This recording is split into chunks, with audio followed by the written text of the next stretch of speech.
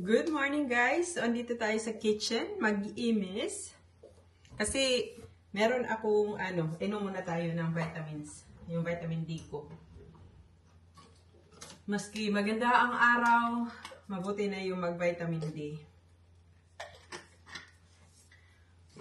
Mag-imis-imis muna ako ng konti kasi, kaya natin tamayin ito, big.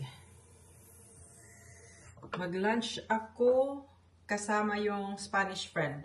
Hindi American friend this time. Yung Spanish. Doon kami sa restaurant mag-lunch.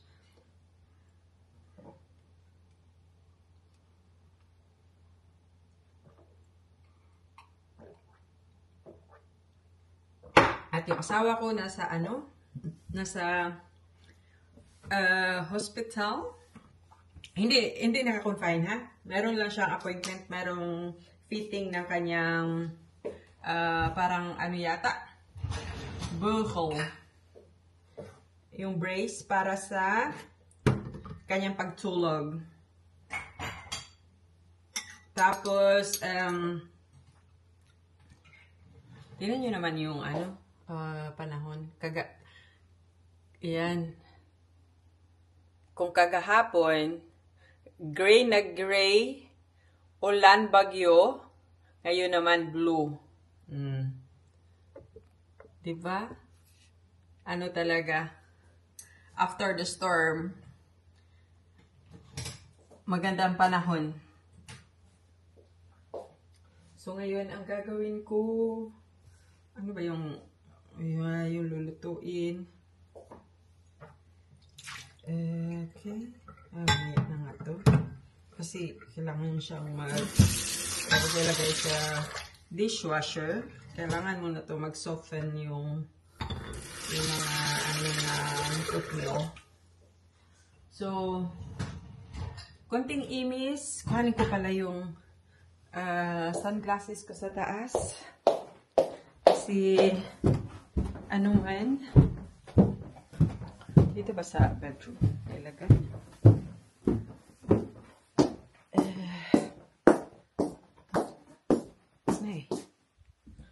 Wala pala sa bedroom.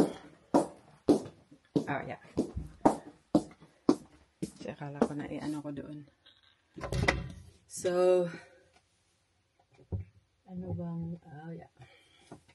yeah. Black na sunglasses. So, yeah. Kasi andito sa bahay nag-work yung mister ko eh.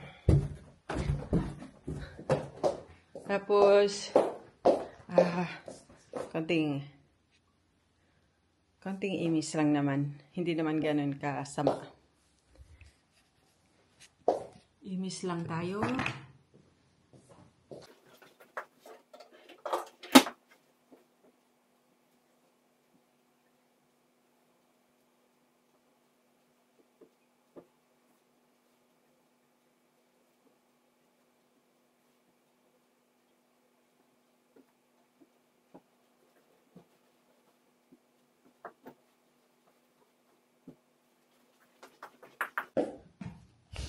So, ayan.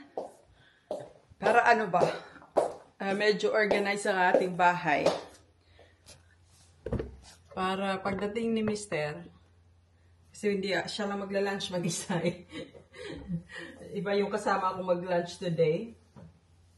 Para hindi naman siya para hindi naman tayo maging guilty aalis na maano yung bahay. Kasi, mamaya na ako maglaba pagdating kasi ngayon maganda maglaba dahil nga may solar panel kami. Sa araw maganda maglaba kasi libre. Yeah. Paglalo pat maganda ang panahon. Yung araw. So, maglalaba ako kasi hindi ako nakalaba kahapon pagdating namin galing sa shopping. Kasi gabi na.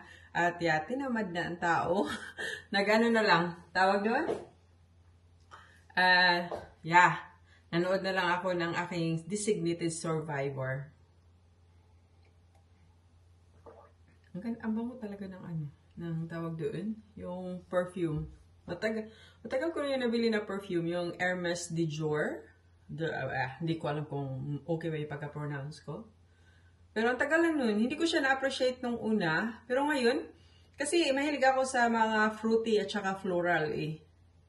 Ito medyo ano siya, yung fresh, yung parang lemongrass something. Yung ano niya, yung amoy niya. Pero sa katagalan, parang ang sarap ng ano. Sarap sa ilong. So ayan, ano na tayo, ready to go. So naglalakad na tayo papunta sa aking kaibigan. So, ayan, ang ganda ng panahon. O nga pala, may i-share ako. Kasi nagtanong, yung kararating niya lang ata dito. Naitanong niya ako kung gaano daw pa yun katotoo na hati. Yung pag lumabas yung magkaibigan, nagbabayad. Yung kanya-kanyang bayad. Sabi ko sa kanya, oo. Tapos sabi niya, yung pagpunta ba sa ano, sabi ko, depende naman yun sa usapan. Pag halimbawa sa bahay, kung ang usapan nyo, hati-hati, ayun, tiki-tiki. Tiki-tiki, hindi yung ano ha, hindi yung, tawag doon, yung vitamins. Yung nag-aano ba, yung request transfer, yung tawag, yung nagre-request ka ng pera na bayaran, yung parang ano. Dito, ganun talaga. Hindi yung ikaw nag-aya, ikaw man libre. Hindi yun. Ano talaga dito yung kanya-kanyang bayad ba? So, ganun talaga dito sa Holland. So, yun yung ano niya. Sabi niya, hindi pala katulad sa atin. Sabi ko, hindi. So, maganda dito daanan.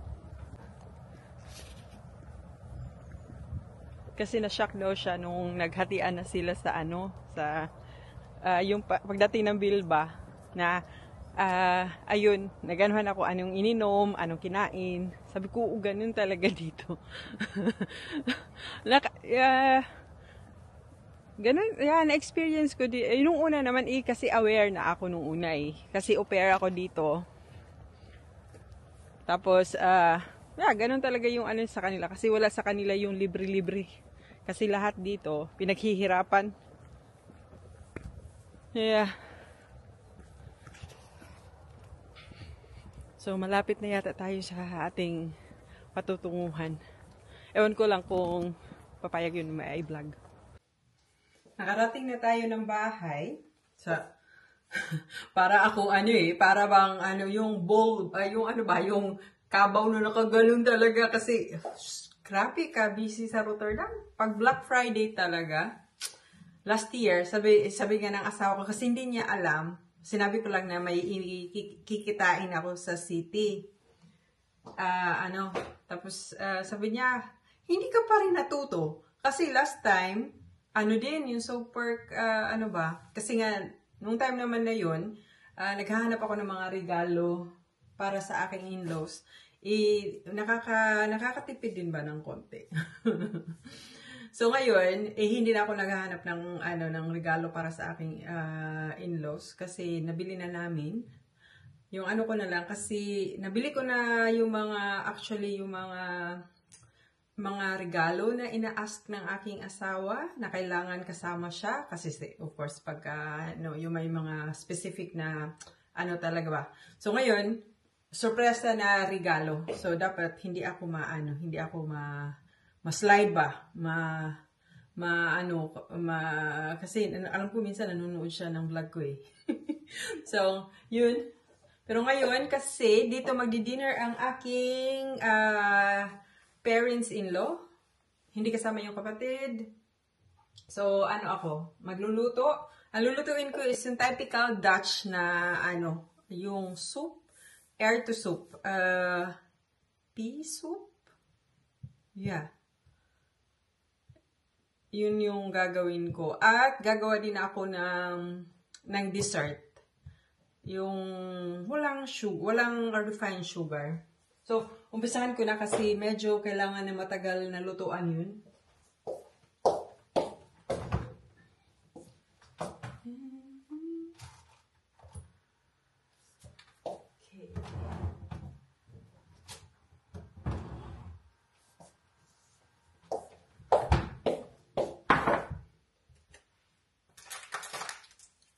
So, ito ang ating mga ingredients para sa ating tawag doon, soup. Ito yung split na yung half yung green peas. Green peas ba ito? Basta alam ko, yeah. Split air ito eh. So, maybe, hindi ko alam. Tapos ito, knolselderij. So, yung parang celery siya, pero yung parang knol, yung parang uo ba. Tapos, carrots. At meron tayo ditong meat. So, yan. Unahin ko yan pakuluan ata. Pakulo. Tapos, isusunod ko yung aking, tawag doon, dessert. Kasi yung dessert ko is ang saging, sesame seeds, ito, peanuts,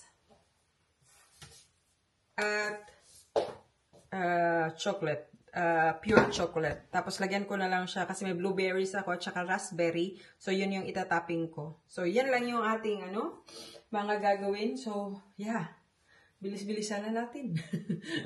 Kasi, hindi pa naman may time pa rin ako.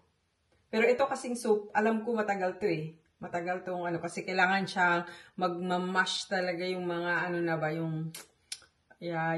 kasi yung parang super na siya ba, malambot. So, ayan. So, while nagluluto, irarap ko yung aking regalong nabili. Hindi ko ipapakita.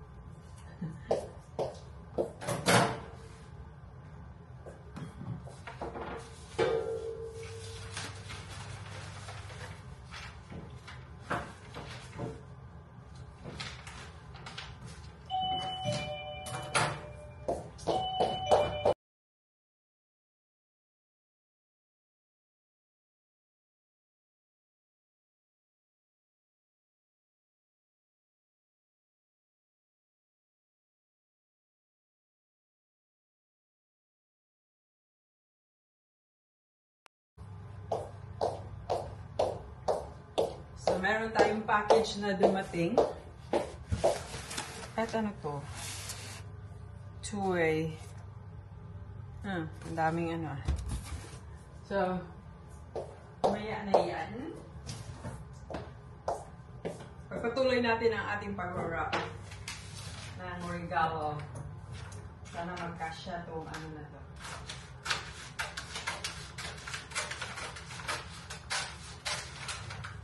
Multitasking ba? Para hindi masayang yung oras.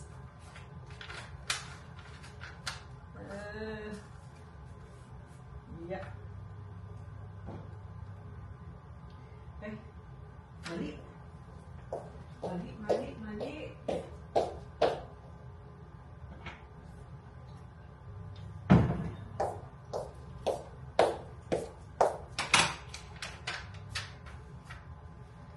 Kasi hindi ko na pinarap doon sa store.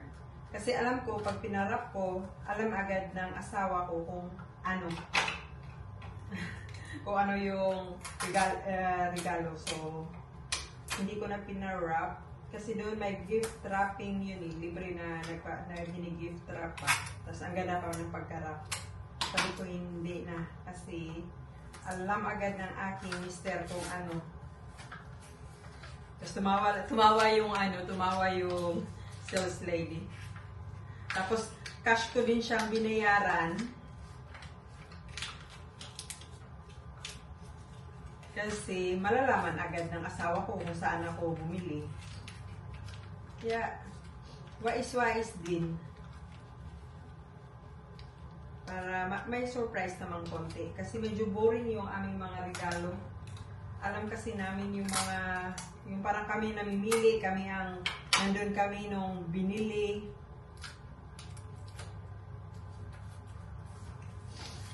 So, kaya ngayon, tawag doon, may pa-surprise tayong regalo. Sana masurpresa. Sabi, sana masurpresa. Kasi ito hindi to niya malalaman eh. Kasi pag ginagamit ko kasi yung ano namin, yung PINPAS, tawag doon yung card, syempre alam agad. Kaya ito, cash na binayaran.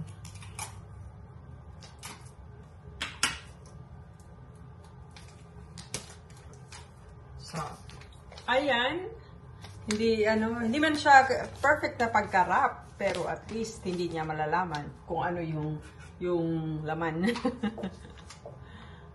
At dito ang ating soup, kumukulo-kulo na, pero hindi pa yan siya kasi dapat hindi siya masabaw, matubig. Dapat ano siya yung creamy ba? Ganun yung air to soup nila. Papakita ko pag natapos kasi lalagyan pa yan ng sausage. Yung sausage lalagyan ko pa yan. So, hindi matagal-tagal pa yan matapos. So, yung soup natin, titimplahan ko na. Ang titimpla ko lang is itong, tawag dito, coconut aminos. At saka, pink salt, Himalayan salt. Hindi ko to lalagyan ng mga, kung ano-ano yung mga Maggi at ganun. Wala siya. Trying to be healthy. Oh, healthy-healthyhan tayo ngayon. So, ayan ang ating dessert. Pinapaano ko na lang siya. Tawag doon, pinapatigas yung chocolate sa gitna. Hindi ko kasi siya malagay sa freezer. Malaki kasi to, hindi magkakasya sa freezer. So, na lang, hoping na after dinner, titigas na siya. Tapos dito, malapit na siya, malapit na siya. Hindi pa rin yan, hindi pa rin siya yung consistency niya, hindi pa rin So ngayon, muna tayo, tawag doon, hugas-hugas ng plato. Hindi plato, mga kaldero, ito, yung mga, hindi ko na kasi siya, ilalagay ko na lang kaya sa dishwasher. Yeah, para i-on ko yung dishwasher. Okay. Malapit na matapos ang ating sabaw. Ayan. Na siya, talagang wala na. Tapos ito yung, nila, sausage. Rookworst, tawag. Tapos slice ko lang siya kasi kailangan pa nito maluto eh. Hindi to katulad ng iba na luto na talaga. Ito kailangan pa din talaga siya kasi fresh na rookworst daw. Yeah. Typical Dutch ang ating pagkain. So kompleto na sa sahog ang ating ang air to soup, ang sabaw natin. At okay na yung consistency niya. Yan na yung air to soup dito. At okay na naman ang lasa niya. So, anuhin ko pa siya yung parang kailangan pa na lang maluto yung sausage. Yan.